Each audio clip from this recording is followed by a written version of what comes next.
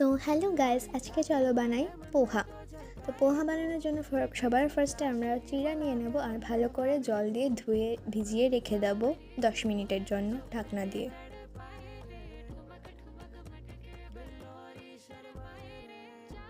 আর এখন দেখো কারি পাতাও নেওয়া হয়েছে আর 10 মিনিট পরে ঢাকনাটাকে উঠিয়ে ফেলেছি আর চিড়াগুলোও খুব সুন্দর হয়ে গেছে। তো এখানে টমেটো আর কাঁচা লঙ্কা নিয়ে নেব আর কড়াইতে একটু সয়াবিন তেল দিয়ে দেখো এখন চিড়াগুলোও ঝরঝর হয়ে গেছে।